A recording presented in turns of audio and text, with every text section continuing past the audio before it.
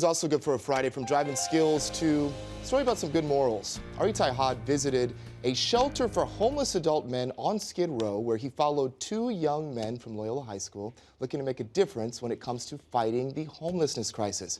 And get this, everybody, they're barely 17 years old. Take a look. You've probably walked or driven by a homeless person on the street and wanted to help, but didn't know how. I'm Itai Hod on Skid Row, where I found two brothers who took on a special high school project, working and sleeping at a homeless shelter for 3 weeks. It's 5:45 p.m. and Gabriel and Francisco Salinas are getting ready for their night shift. They've got it down to a science. First the gloves, then the hairnet, and finally the aprons. Today they're getting, it looks like green string potatoes and chicken.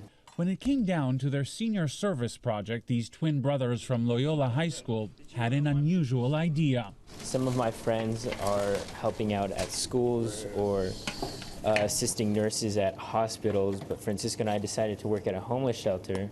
Not just any shelter, the Cardinal Manning Center in the heart of Skid Row. But that wasn't the unusual part. Gabriel and Francisco decided they wanted to spend not just their days here, but also their nights. That way it becomes more important to you, and it sort of inspires you to be more involved with the community.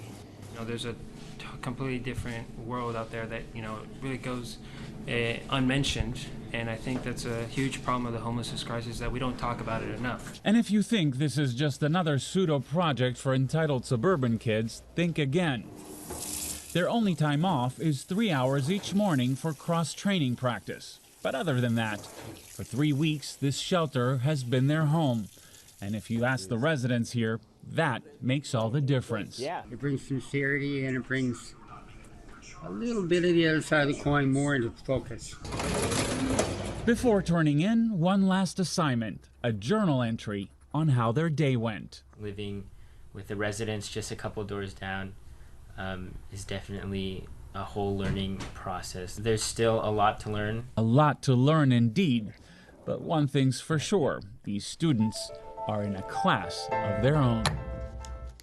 Melvin, you used to teach there. I did. That was my school. I also went to high school there, and that's such a hallmark of the experience of being a student there. It's an 85-hour service project. The kids don't go to school for the whole month of January, and during school hours, they go to a service placement.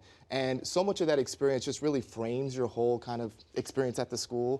But what it really made me think about as I was watching it was being a senior there doing my project, but we learned this prayer when I went there. And basically at the heart of the prayer is, teach me to be generous, teach me to give and not to count the cost, to fight and not to heed the wound, to labor and not to seek for reward. And that's so much of, you know, why I am who I am today is because of this. Taught me about empathy, about compassion, about seeing myself in others. And it's such a beautiful experience. So Super Soul Friday. Hello. Super Soul Friday. We'll be back. For sure.